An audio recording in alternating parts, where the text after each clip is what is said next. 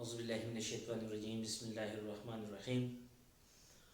जिस तरह आपको पता है कि हमने दो लेक्चर किए थे कि हमें किसी भी कंपाउंड के लिए जो है कैसे मालूम करेंगे कि इसमें total number of functional group isomers इसमें कितने आते हैं। ठीक है, तो उसमें हमने दो क्लासेस चूँकि डिस्कस किए थे। एक क्लास हमारे साथ था अल्कोहल एंड ईथर, दूसरा क्लास हमने डिस्कस किया था एल्डिहाइड्स एंड कीटोन्स। तो आज हम तीसरा क्लास डिस्कस करेंगे that is carboxylic acid and Easter के बारे में, कि हमें फंक्शनल ग्रुप आइसोमर्स की तादाद जो है वो हमें कैसे निकालनी है, इसको हमें डिस्कस करना है। तो पहली चीज़ हर लेक्चर में मैंने आपको बताया है कि पहले हमें जनरल फार्मूला के ऊपर फोकस करना है। तो जब हम जनरल फार्मूला के ऊपर फोकस कर लें तो फिर वहीं से हम अपना आइडिया उठाएंगे कि किस तरह हम निकालेंगे कि इस कंपाउंड के लिए कितने फंक्शनल ग्रुप आइसोमर पॉसिबल हैं। तो आज हम दोबारा स्टार्ट लेंगे एक जनरल फार्मूले से। उस फार्मूले की हम इंडिकेशन करेंगे कि भाई ये फार्मूला जो है किस चीज़ का फार्मूला है और ये कौन सी क्लास हमें रिप्रेजेंट करता है। So it is very important to know. So let's take start, हम शुरू करते हैं। फॉर एग्जाम्पल हमारे साथ एक जर्नल फार्मूला है, यहाँ से मैं जर्नल एक फार्मूला लिखता हूँ। ठीक है, जर्नल फार्मूला फॉर एग्जाम्पल हमारे साथ है CN और हमारे साथ है H2N। ठीक है, और यहीं से मैं लिखता हूँ O2, ये मैं लिखता हूँ जर्नल फार्मूला मैंने यहाँ पर मेंशन किया। CnH2nO2 ये एक जनरल फार्मूला है। अब ये फार्मूला किस क्लास को रिप्रेजेंट कर रहा है, ये जनरल फार्मूला किस क्लास को रिप्रेजेंट कर रहा है, ठीक है ना। तो देखिए, ये सीख लें, मेमोराइज कर लें कि जब कहीं पर भी आपको CnH2n और O2 इस किस्म का फार्मूला आपको दिखाई दिया तो ये दो क्लास के कंपाउंड्स को जाहिर करता है, टू क्लासेस ऑफ कंपाउंड्स। ये फार्मूला या तो आपको ये बताता है कि दिस जनरल फार्मूला इन ये आपको जाहिर करता है it is what, it is carboxylic acid, carboxylic acid. जहां पर ऐसा जनरल फार्मूला दिखाई दे तो डायरेक्ट इंडिकेट करना कि ये तो या कार्बोक्सिलिक एसिड है, यानी ये जनरल फार्मूला जो है ये कार्बोक्सिलिक एसिड की क्लास को रिप्रेजेंट करता है। दूसरा जो ये रिप्रेजेंट करता है इसको हम कहते हैं ईस्टर्स। ईस्टर्स आपको पता है ये कार्बोक्सिलिक एसिड का डेरिवेटिव होता है, ठीक है ना, वो हमने पढ़ा हुआ है ऑलरेडी। ठीक है, तो ये जनरल फार्मूला जहां पर हमें देखेगा या तो ये जनरल फार्मूला कार्बोक्सिलिक एसिड की क्लास को रिप्रेजेंट करता है या तो ये जनरल फार्मूला जो है ईस्टर की क्लास को रिप्रेजेंट करता है। ठीक है, अब कार्बोक्सिलिक एसिड का फंक्शन ग्रुप आपने पढ़ा था, कार्बोक्साइल फंक्शन ग्रुप होता है। कार्बोक्साइल देखिए, अगर आप इसको कॉम्पैक्ट में लिखें तो COOH होता है, अगर आप इसका स्ट्रक्चर लिखें तो C डबल बॉन्ड O और OH होता है। ठीक है ना। अब ये वाले जो कार्बन की वैलेंसी है, ये वाले यहाँ पर कोई अल्काइल ग्रुप भी आ सकता है, कोई अल्काइल ग्रुप, या यहाँ पर कोई हाइड्रोजन जो है वो भी टच कर सकता है, वो आपको ऑलरेडी मालूम है। ईस्टर की अगर हम आ जाएं तो ईस्टर का जो फंक्शन ग्रुप अगर हम कॉम्पैक्ट में लेंगे तो कॉम्पैक्ट में होता है CO एंड O, ये होता है। अगर स्ट्रक्चर लेंगे तो स्ट्रक्चर में होता है C डबल बॉन्ड O और यहाँ से सिंगल बॉन्ड। ठीक है ना, ये। अब देखें इसके बाद जो है ईस्टर का स्ट्रक्चर इंपॉर्टेंट है कि आपको पता हो। यहाँ पर जो है हमारे साथ कोई भी कार्बन बॉन्डेड होगा, यहाँ से ये इसका कंप्लीट जो है फंक्शन ग्रुप की रिप्रेजेंटेशन हो गई। C double bond O, C bond O and C। ठीक है, अब ये जो कार्बन है इसकी चार वैलेंसी को पूरी करने हैं तो यहाँ पर क्या आ सकता है, देखिए भाई यहाँ पर आ सकता है कोई अल्काइल ग्रुप भी टच कर सकता है और कोई हाइड्रोजन जो है वो भी टच कर सकता है। So these are the functional group of carboxylic acid and ester। ये दोनों की क्या है, फंक्शनल ग्रुप है जो आपने पहले भी पढ़े हुए हैं। तो जब भी आपको ये फार्मूला दिखाई दे it will represent either the carboxylic acid class or it will represent either the ester class। तो it is very important। अब हम आते हैं एक ऑब्जेक्टिव था जो है ईटा टेस्ट में आ चुका था, तो मैंने यहाँ पर इसको मेंशन किया है। यहाँ पर आप देख सकते हैं how many functional group isomers is possible for C4H8O2।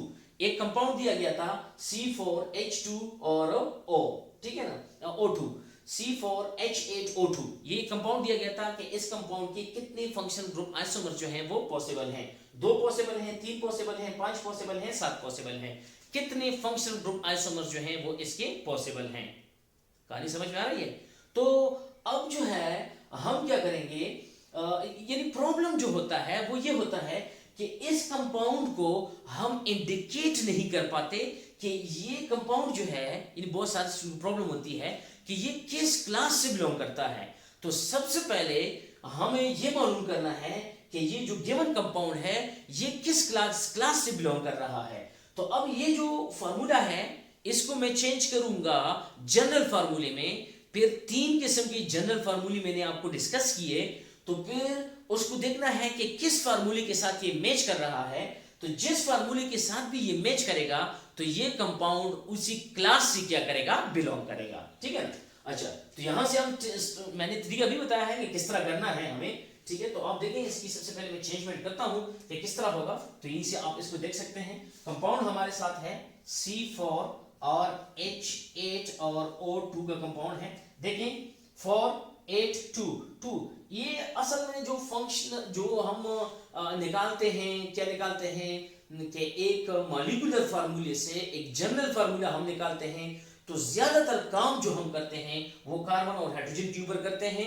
इसके साथ जो क्या होता है, एक हेटेरो एटम जो होता है, यानी जो नाइट्रोजन हो या चाहे जो ऑक्सीजन हो, जो उसको हम नहीं छेड़ते, ठीक है ना। हम सिर्फ कार्बन और हाइड्रोजन को ही छेड़ते हैं। तो यहां पर भी मैं कार्बन और हाइड्रोजन को ही छेड़ूंगा, बाकी मैं ऑक्सीजन को नहीं छेड़ूंगा, ठीक है। तो किस तरह छेड़ना है मुझे, divided by 4, divided by 4, 4 4 is cancel, तो 1 आ गया।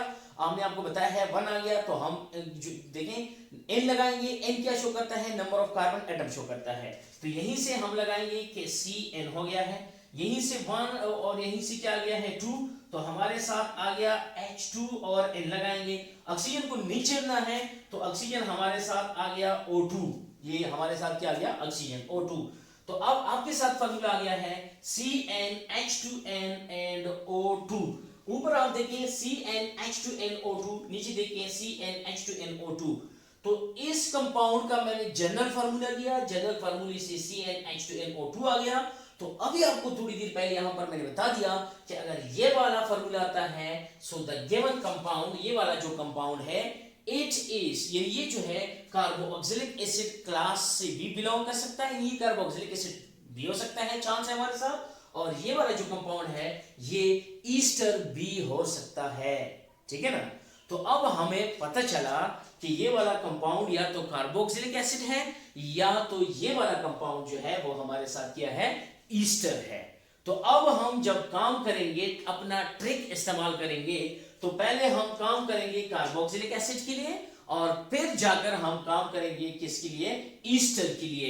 सो with respect to carboxylic acid how many isomers is possible, and with respect to ester how many isomers is possible. तो ये तरीका था, पहले बाकी लेक्चर में भी आप लोगों ने जो है वो देखा था कि मैंने किस तरह इस ट्रिक का इस्तेमाल किया था। अच्छा, तो अब इस ट्रिक को हम क्या करने वाले हैं, इस्तेमाल करने वाले हैं, हम निकालने वाले हैं कि किस तरह जो है हम इस ट्रिक को इस्तेमाल करेंगे और हम निकालेंगे कि कितने आइसोमर्स जो हैं इस कंपाउंड के पॉसिबल हैं। एक बार समझ में आ रही है बात? कंफ्यूजन तो नहीं है? अच्छा, ठीक है, ठीक है, सही है।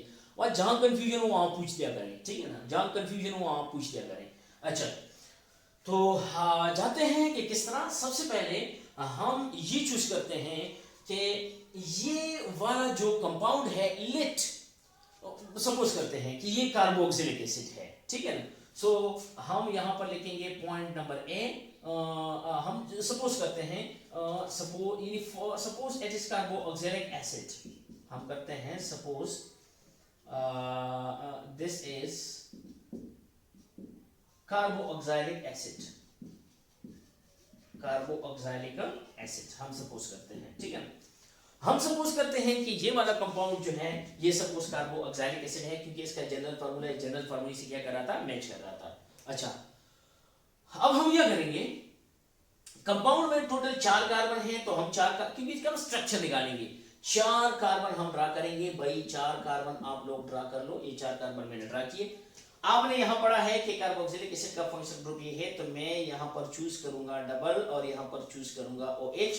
बाकी कार्बन की 4 वैलेंसीज जो हैं वो मैं यहां पर जो है पूरा करूंगा, यहां पर मैं कार्बन की 4 वैलेंसीज को पूरा करूंगा। ठीक है, पूरा हो गया। अच्छा, ट्रिक में बार बार हम ये बात कर रहे हैं कि हम फंक्शनल ग्रुप वाले कार्बन की काउंटिंग नहीं करेंगे। बाकी हम देखेंगे कि टोटल जो है फंक्शनल ग्रुप के अलावा टोटल कार्बन कितने हैं। तो आप यहां जरा देखें, 1 2 3, 3 कार्बन हैं। तो ये ट्रिक मैं आपको बता चुका हूं कि जब भी आपके साथ ये दिखाई दे कि अगर आपके साथ 3 कार्बन हैं तो कितने फंक्शनल ग्रुप आइसोमर्स जो हैं वो पॉसिबल हैं, वो मैं आपको बता चुका हूं।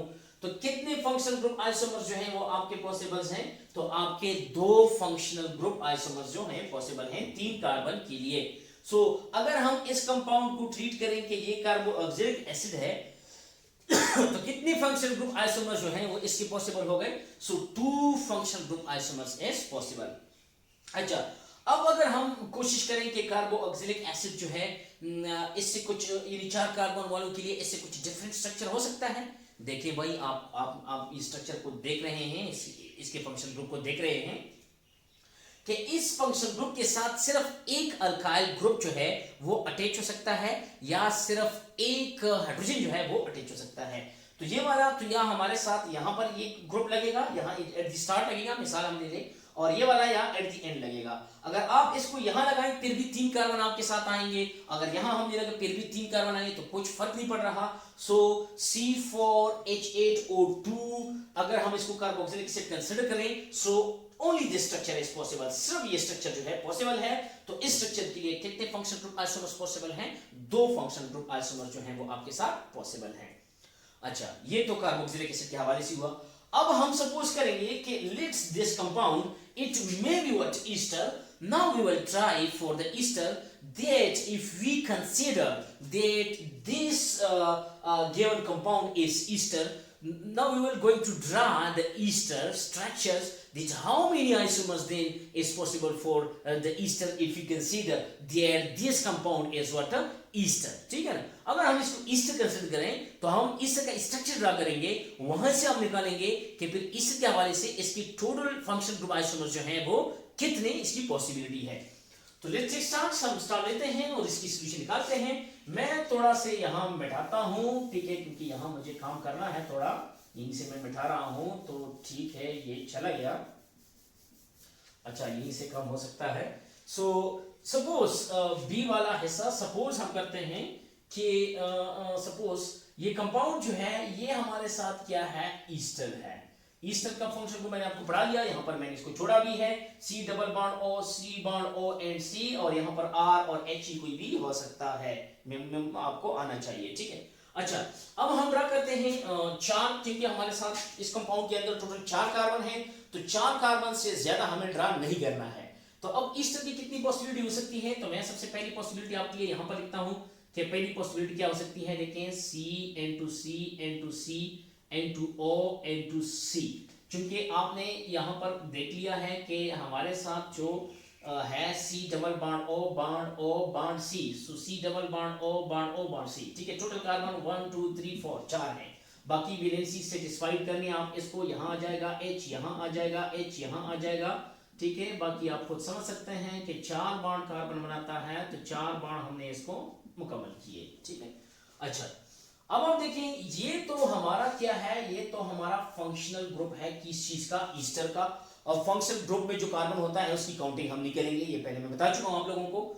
दूसरी बात मैं आपको ये बता चुका हूं कि फंक्शनल ग्रुप जो है उसके साथ, यानी अगर दोनों साइड से कार्बन अटैच हैं, तो हमें वो कार्बन चूज करने हैं जिसकी तादाद ज्यादा हो, हमें वो कार्बन नहीं चूज करने हैं जिसकी तादाद क्या हो, कम हो, वो हमें चूज नहीं करने हैं। तो आप यहां से देखें कि ई फंक्शनल ग्रुप के अगर यहां मैं देखूं तो एक कार्बन है, तो चूंकि कार्बन ये कम है तो इसको मैं चूज नहीं करूंगा। और यहां पर अगर मैं देखूं तो मेरे साथ टोटल 2 कार्बन है, तो 2 की तादाद क्या है, आप लोगों के साथ 2 की तादाद ज्यादा है, तो मैं इसको चूज करूंगा। 2 कार्बन है, तो आप पीछे आ जाएं, यहां ट्रैक में आप देखें, जब आपके साथ 2 कार्बन हो तो फंक्शनल ग्रुप आइसोमर्स की तादाद कितनी होती है, एक होती है। तो यहां से मैं लिखूंगा कि इस स्ट्रक्चर के हवाले से अगर मैं इस कंपाउंड को ईस्टर कंसीडर करूं, और ईस्टर जब मैंने कंसीडर किया, मैंने ये स्ट्रक्चर निकाला इसका कि इसका ये स्ट्रक्चर पॉसिबल है, तो इस स्ट्रक्चर के हवाले से कितने आइसोमर्स पॉसिबल हैं? एक आइसोमर पॉसिबल है। ठीक है, अब मैं नंबर बी को थोड़ा जाता हूं, वहां मैं डिस्कस करता हूं एक दूसरा स्ट्रक्चर भी इसका पॉसिबल है, तो वो दूसरा पॉसिबल स्ट्रक्चर मैं निकालता हूं। अब आप देखें, अगर मैं कुछ इस तरह करूं कि सी डबल बॉन्ड ओ लिखूं और यहां ओ लिखूं, देखें अब मैंने आपको बता दिया कि यहां जो है सी डबल बॉन्ड ओ, इसके साथ कोई अल्काइल ग्रुप भी टच हो सकता है, जहां पर ये मैंने अल्काइल ग्रुप टच किया है, आप देख रहे हैं, और इस कार्बन के साथ हाइड्रोजन भी टच हो सकता है। तो अब मैं इसको थोड़ा चेंज करके यहीं से मैं थोड़ा निकालता हूं हाइड्रोजन। ठीक है ना, हाइड्रोजन मैंने यहां पर टच किया। अच्छा, अब यहां से मैं जाता हूं 2 3 4, देखिए 1 2 3 4, तो ये जो फार्मूला है, ये जो मॉलिक्यूलर फार्मूला है, इससे ईस्टर के लिए ये स्ट्रक्चर फार्मूला भी जो है वो पॉसिबल है। तो यहीं से आप इसके लिए वैलेंसीज पूरी कर लें, तो भाई यहां से हमने उठा के वैलेंसीज इसकी जो है पूरी कर डाले। ठीक है, अच्छा अब देखिए, अब ये तो हमारा हुआ फंक्शनल ग्रुप। ठीक है, इस साइड पर अब कार्बन कितने आ गए? 3 आ गए, तो कार्बन यहां ज्यादा है, तो अब हमें इन कार्बन को चूज करना है, इन 3 कार्बन को। तो पहले से ट्रिक में मैं बता चुका हूं कि अगर कार्बन आपके साथ 3 है तो फंक्शनल ग्रुप आइसोमर्स आपके साथ कितने होंगे? लिखा है, बड़ा बड़ा लिखा है, फंक्शनल ग्रुप आइसोमर्स आपके साथ होंगे 2। तो अगर मैं इस कंपाउंड को ईस्टर कंसीडर करूं तो इसके 2 स्ट्रक्चर फार्मूले पॉसिबल हैं। एक ये पॉसिबल है, इसके हवाले से एक आइसोमर्स, क्योंकि कार्बन 2 हैं, कार्बन देखिए लिखा है कार्बन 2 फंक्शनल ग्रुप आइसोमर 1। और अगर मैं इस कंपाउंड को ईस्टर कंसीडर करूं तो इसका ये स्ट्रक्चर फार्मूला भी पॉसिबल है। तो इस स्ट्रक्चर फार्मूले से आपने देखा कि कार्बन यहां 3 है, तो मैंने ट्रिक में बताया है कि अगर कार्बन 3 है तो 2 फंक्शनल ग्रुप आइसोमर्स पॉसिबल हैं। तो आपके साथ यहां 2 फंक्शनल ग्रुप आइसोमर्स जो हैं वो ऑलरेडी आ चुके हैं। अब हमें क्या करना है? हमें टोटल करना है, क्योंकि total number of functional group isomers हमें इस कंपाउंड के लिए करने थे। तो कार्बोक्सिलिक एसिड के हवाले से कितने आ रहे थे भाई? कार्बोक्सिलिक एसिड के हवाले से यहां से अगर आप देखें तो 2 आ रहे थे, प्लस ईस्टर के हवाले से ये स्ट्रक्चर था तो इसके हवाले से 1 आ रहा था, ईस्टर के हवाले से ये स्ट्रक्चर था तो इसके हवाले से कितने आ रहे थे? 2 आ रहे थे। तो सम करके कितना निकल रहा है? टोटल फंक्शनल ग्रुप आइसोमर 5 निकल रहा है। तो आपका ऑप्शन ए 2 ये नहीं है, ठीक है, आपका ऑप्शन बी 3 ये भी नहीं है, आपका ऑप्शन सी 5। तो आपने यहां टोटल निकाल चुके हैं कि कितने हैं? 5 आइसोमर जो हैं ये पॉसिबल हैं। तो ये एक सिंपल सा ट्रिक था। अगर आपको ये ट्रिक समझ में, देखें 3 लेक्चर हमारे हो गए, तो मेरे ख्याल में आप लोगों को समझ में बात आई गई होगी कि किस तरह हमें जो है मॉलिक्यूलर फार्मूले से किस तरह जनरल फार्मूला निकालना है, जो डिस्कस हुआ, और जनरल फार्मूले से किस तरह हमें अंदाजा लगाना है कि ये कंपाउंड जो है किस क्लास से बिलोंग करता है। तो जब क्लास मालूम हो जाए तो फिर हमें उस मॉलिक्यूलर फार्मूले से स्ट्रक्चर फार्मूला डिजाइन करना है। फिर स्ट्रक्चर फार्मूले से हमें फंक्शन ग्रुप के साथ जितने कार्बन अटैच हैं तो उसकी काउंटिंग करनी है। तो जब काउंटिंग होती है तो ये टेबल मैंने आपको दिया है, फिर आप इसको टेबल को आना है कि अगर 2 कार्बन है तो कितने फंक्शन ग्रुप आइसोमर, 3 कार्बन है कितने पॉसिबल है, 4 कार्बन है और 5 कितने फंक्शन ग्रुप आइसोमर पॉसिबल हैं। तो फिर इसका सम लेना है, जिस तरह मैंने सम लिया तो total number of function group isomer जो हैं विद इन सेकंड्स जो हैं वो आप निकाल सकते हैं। तो ये था फंक्शन ग्रुप के हवाले से। इंशाल्लाह नेक्स्ट हम मीटामेरिज्म के बारे में बात करेंगे, थीटामेरिज्म के बारे में बात करेंगे कि वो कैसे निकालना है, और हम जो है ऑप्टिकल आइसोमर्स के बारे में स्पेशली बात करेंगे कि किसी गिवन कंपाउंड्स के लिए अगर हमसे ऑप्टिकल आइसोमर्स के बारे में पूछा गया है तो वो ऑप्टिकल आइसोमर्स हमें कैसे निकालना है। तो ये हमारे ट्रिक्स एंड टेक्निक्स हैं। तो इस तरह हम जो है एमओटी के बारे में भी, ट्रिक्स एंड टेक्निक, वीबीटी के बारे में,